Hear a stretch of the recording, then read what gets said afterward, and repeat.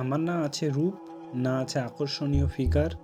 শুনেছি মেয়েদের ফিগার ভালো হলে ছেলেরা পছন্দ করে। তার উপর ছেলে বিদেশে পড়াশোনা করে এসেছে, তার পছন্দ ছোট ছোট পোশাক পরা মেয়ে। এইসব ছেড়ে আমাকে পছন্দ করার কোনো প্রশ্নই ওঠে না। মা বাবার বলল সেজেগুজে ছেলেপক্ষের সামনে যেতে, আমি পাত্তা দিইনি।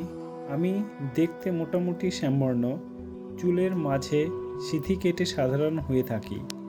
সাজগোজ বিষয়টা আমার অজানা। চোখের নিচে কালো দাগ, গালে বসন্তের দাগ। বিদেশে ডাক্তার ছেলে আমাকে কেন দেখতে এলো বোধগম্য হলো না। না সেজেই ওনাদের সামনে গেলাম। ছেলেকে ফোনে আগে দেখেছি, ছেলে সুদর্শন, বরাবরই রকমের সুদর্শন। ছেলেও আমার ছবি দেখেছে, তবে ছবিটি নকল, ক্যামেরায় এডিট করে আমার ফর্সা বানিয়ে দেওয়া হয়েছে। দেখাশোনার এক পর্যায়ে আমাদের আলাদা কথা বলার সুযোগ দেওয়া হলো। আমি ছাদের মাঝখানে দাঁড়িয়ে রইলাম।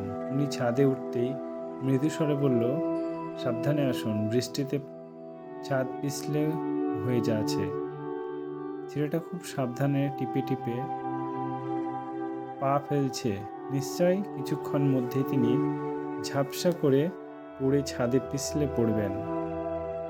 আমি এগিয়ে গিয়ে ওনার হাত ধরলাম। উনি খানিকটা লজ্জা পেলেন। আমি বললাম, আর একটু হলেই তো পড়ে যেতেন। আপনার হাত ধরেছি জন্য সরি। আমি দেখতে এসে ছাদে ভিড়মি খেয়ে পড়ে গেলে আপনার বাড়ির লোকেরা ভাবতো আমার রূপের ছোঁয়ায় মাথা ঘুরে পড়ে গেছেন। হা হা হা। আমি জানি বিয়েটা হবে না, তাই অসাধারণ এই ধরনের রসিকতা করতে আমার বিন্দুমাত্র সংকোচ হলো না।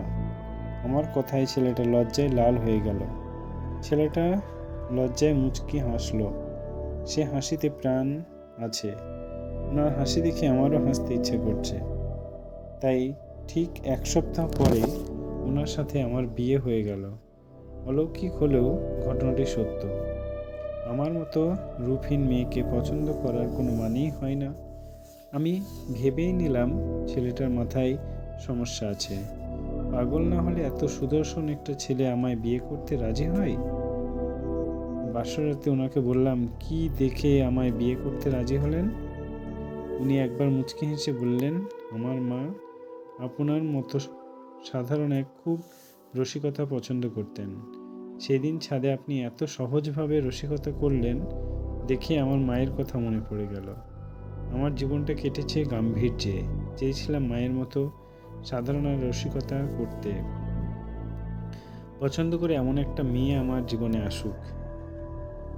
সামাজিক রোমান্টিকর গল্প পেতে আমাদের ইউটিউব চ্যানেলটিকে সাবস্ক্রাইব করতে ভুলো না। এই লেখাটি আমার নিজস্ব। Thank you.